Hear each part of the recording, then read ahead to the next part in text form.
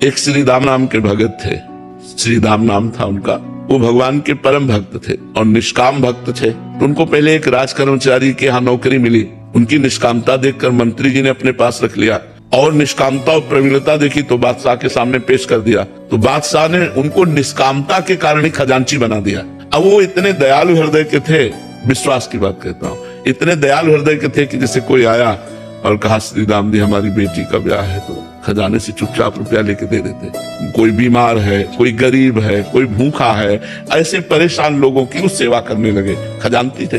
और ये बात काजी को पता चली तो वैसे ही वो जलता था कि इतने उच्च कोटि के पद पर बैठ गया। उसने तुरंत बादशाह से शिकायत की कि श्री राम आपके खजाने को आपकी बिना अनुमति के लोगों को बांट रहा है। उनको बुलाया गया तो अब झूठ तो बोलेंगे नहीं। तो उनका हुजूर हम किसी को दुखी नहीं देख सकते, इसलिए उनका अनुमति लेनी चाहिए। बात तो सही है, अनुमति लेनी चाहिए। तो आप अपराधी हो ना, अनुमति तो नहीं ली। उनका तो काजी से कहा तुम इसकी दंड विधान करो। तो उनका फांसी की सजा, वो तो जल ही रहा था, तुरंत फांसी की सजा। उनको विश्वास था भगवान परम मंगल भवन है, अमंगल होने ही नहीं दे सकते। अब बादशाह की तरफ से फांसी की सजा पास हो गई और उनको हथकड़ी बेड़ियों से जकड़ लिया गया और बद के स्थान के लिए ले जाने के लिए पहले उनको घुमाया गया बाजार से होते हुए कि अपराधी इन्होंने ये अपराध किया इसलिए इनको फांसी की सजा। इधर उनको ले गए, इधर जो है एक झोली टांगे हुए श्याम वर्ण का 14 वर्ष का बालक आकर खड़ा हुआ और कहा सलाम हुजूर। देखा तो देखते ही आश्चर्यचकित हो गए, इतना सुंदर रूप। बोले कौन हो? तो बोले मैं श्री राम का नौकर हूँ। ऐसे आए हो? बोले हिसाब चुकाने आया हूँ। खजाने का तुम्हारा जो भी चला गया है वो ऐसे झोली पलटाई तो वो दिव्य हीरे कि एक हीरे की कीमत उसके खजाना पूरा नहीं, का सब रख लो और तुरंत मेरे मालिक को छोड़ दो।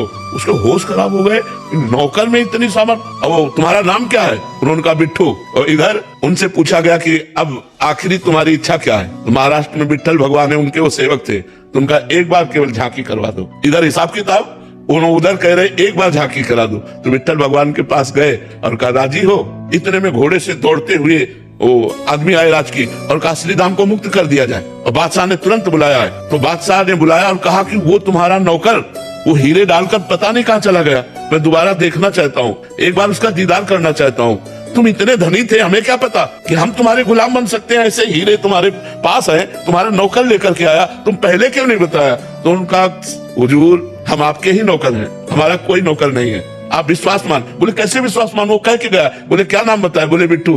अरे बोले महाराज वो हमारे विट्ठल भगवान है, वो हमारे इष्ट है, वो इसलिए। तो वो रो पड़ा। उसने कहा एक बार दीदार करा दो। बोले हमारी सामर्थ्य नहीं, वो स्वतंत्र है, अगर वो चाहे तो दर्शन दे सकते। मैं विश्वास कि जो मैं धर्म का कार्य कर रहा हूँ, भले फांसी मिली है लेकिन भगवान मेरी रक्षा करेगा। तो भगवान ने रक्षा की कि नहीं?